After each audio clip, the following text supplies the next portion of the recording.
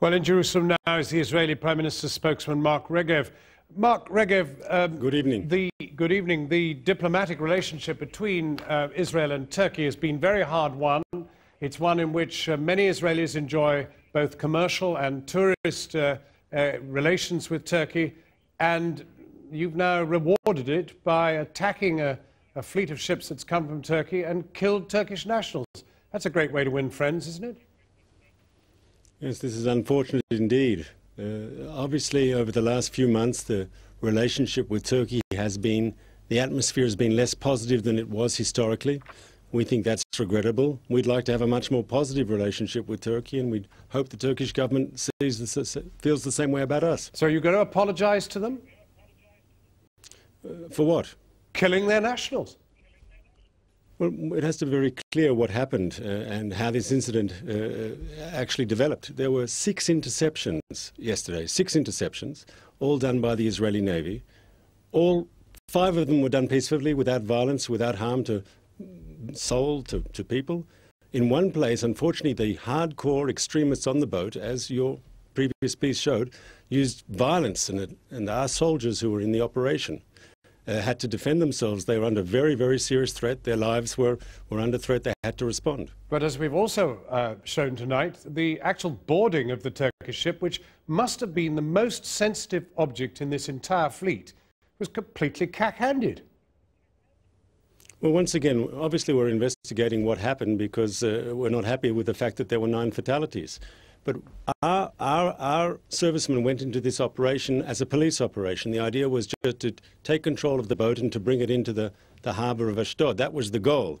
And obviously the aggression, the violence, the attacks from the people on the boat on our servicemen was something that was enormous. Our servicemen were under a very, very real threat, a very present threat, a threat of their lives, and under such circumstances, they are entitled to defend themselves as are British servicemen in similar situations. Have you learnt from what you've done in the last 48 hours? Are you going to be treating the Rachel Corrie, which is on its way from Turkey even now as we speak, is that going to be treated with better respect? Are you going to allow it into its justified port of Gaza?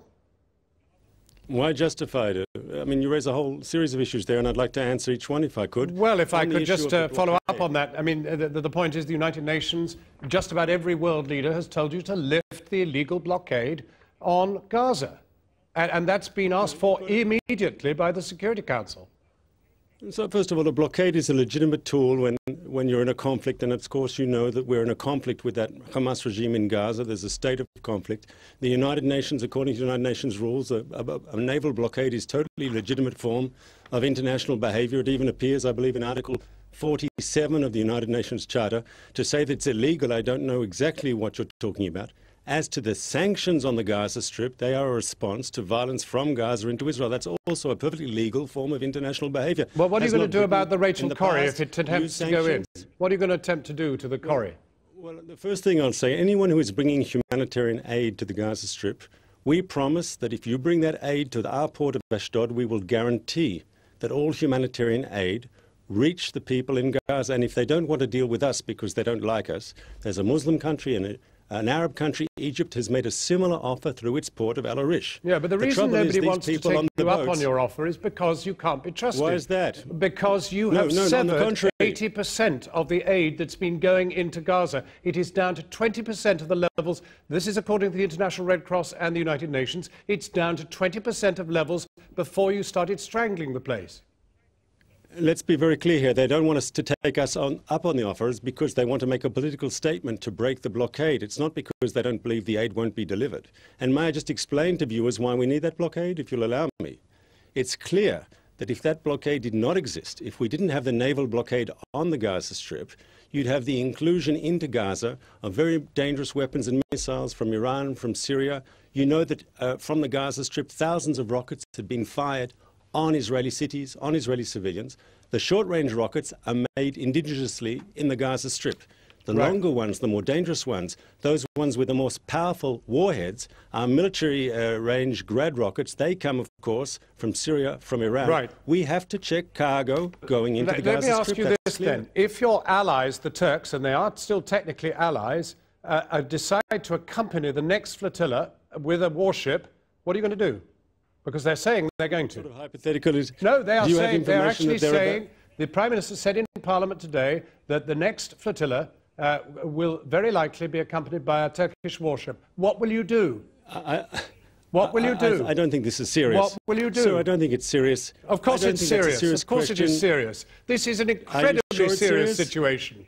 This could result in major warfare. The Turks are about to send warships. You're telling me the Turks are about to send warships to attack Israel? Well, why don't you get on the telephone and ask them? I don't know. Why don't you get on the telephone and ask them? I don't think it's serious.